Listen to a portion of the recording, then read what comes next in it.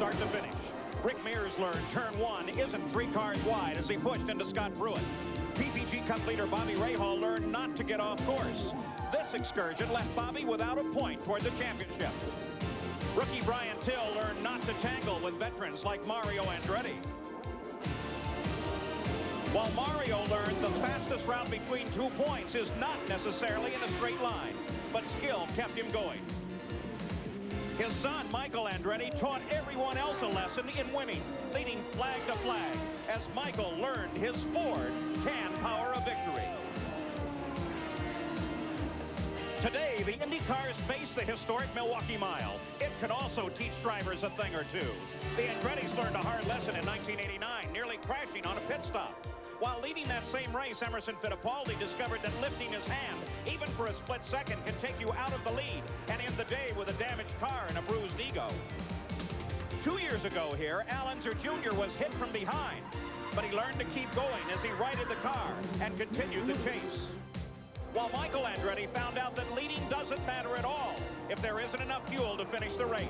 He ran out with 2 miles to go, and little Al learned perseverance can pay off with a checkered flag. In last year's run on the Milwaukee Mile, Michael's education paid off as he roared to a win. That win was the impetus to go to the championship in the IndyCar. Michael returns here carrying the champion's number 1. But to retain that number almost demands Michael win today. But it's a new season, and it's Bobby Rahal that comes here with a narrow lead in the points fight, with 2 wins and 80 points. His closest rival is the Indy 500 champion, Al Unser Jr. He holds 74 PPG points. In third is Penske driver Emerson Fittipaldi, winner of the season's first race. He has 70 points. Fourth is the Long Beach champion, Danny Sullivan. They all look for the Milwaukee checkered flag and the 20 points that go with it in the Miller Genuine Draft 200.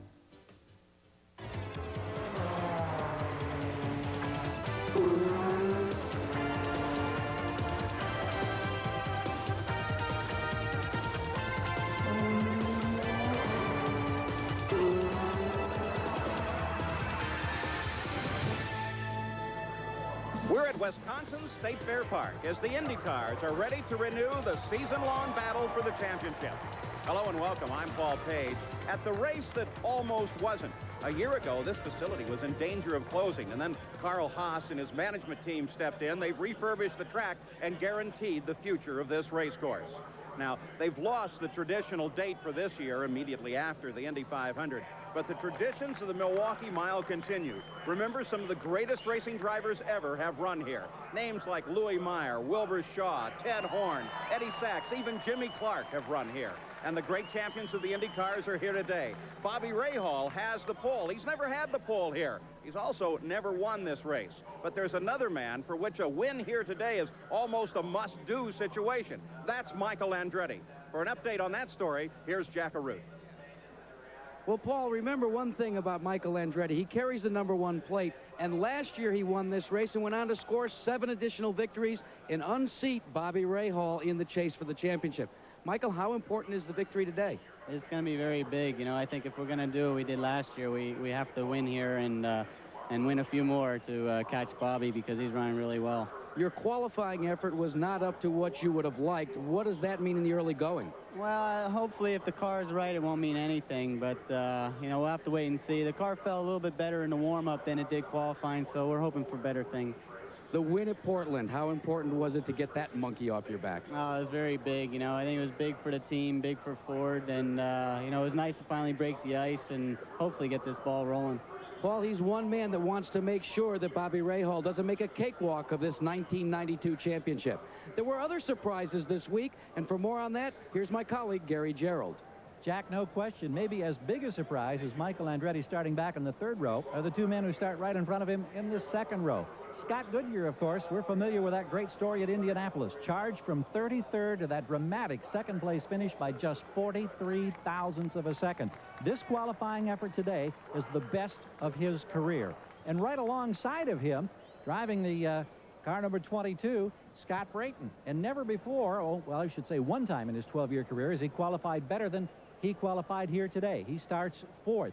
The thing that's interesting about both of these men today, not only were they fast in qualifying, but they've been fast in every practice session. And now the challenge, of course, is to translate that speed in practice and qualifying into a strong 200-mile finish at Milwaukee. Let's go back upstairs to Paul Page.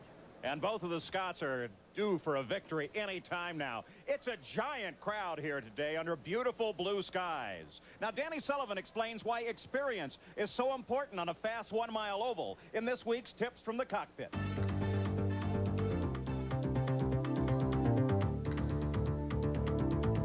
Not all of what we do in a race car is reactionary. A lot of it comes from experience and anticipation.